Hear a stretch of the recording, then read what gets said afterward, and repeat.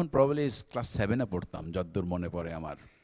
তো সেই সময় একটা জিনিস খুব লক্ষ্য করতাম যে খুব কম কথা বলতেন, কিন্তু খুব গভীরভাবে সব কিছু পর্যবেক্ষণ করতেন।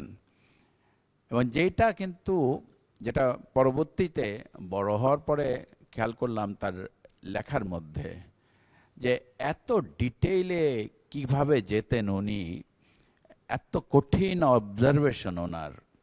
এবং এই যে ছোট ছোট করে নোট করে রাখা কোথাও গেলে, এবং তারপর সেটাকে পূর্ণাঙ্গ একটি রূপ দেওয়া একটি গল্প অথবা উপন্যাসে, এবং তার মধ্যে সবই থাকতো।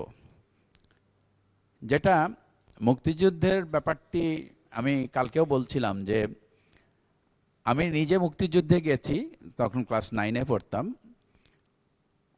এবং সেই মুক্তিযুদ্ধ কিন্তু আমি একেবারেই সামনের থেকে, একেবারেই কাছের থেকে দেখতে পেয়েছি। কিন্তু রাবেয়া খাতুনের লেখায় সেই মুক্তিযুদ্ধ যখন উঠে এসছে তার লেখায়, সেখানে কিন্তু উনি এমনভাবে লিখেছেন যে মনে হয় যেন আমি ওখানেই ছিলাম।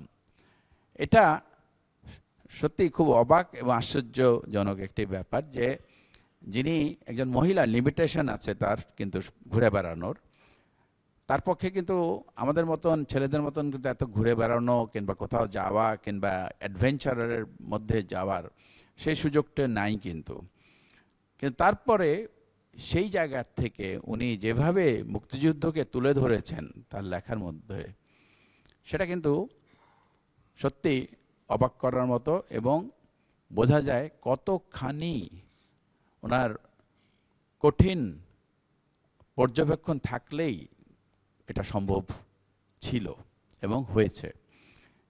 সৈয়দ শামসুল হকেরও আজকে জন্মদিন, ওনাকেও আমরা স্মরণ করছি। আর আমরা রাবেয়া খাতুনকে নিয়ে একটি কথাই আমি বলবো, শেষ কথা, যেটা যে এই যে বইগুলো প্রকাশ হচ্ছে, এগুলোকে আমি মনে করি অনলাইনে ডিজিটালি দেওয়া উচিত। যাই আছে ওনার সাহিত্যকর্ম, সেটা যদি করি আমরা, তাহলে কিন্তু লেখা আরও ছড়িয়ে যাবে এবং সবার কাছে পৌঁছে যাবে খুব সহজে। কারণ যখন আমরা প্রিন্টিং ম্যাটেরিয়াল হিসেবে এটাকে প্রকাশ করি, তার কিন্তু একটা লিমিটেশন আছে মানুষের কাছে পৌঁছানোর। কিন্তু যখন এটা ডিজিটালাইজ হবে এবং অনলাইনে যাবে, তখন কিন্তু আমি বলবো খুব দ্রুত সারা পৃথিবীতে আমরা এটাকে ছড়িয়ে দিতে পারবো।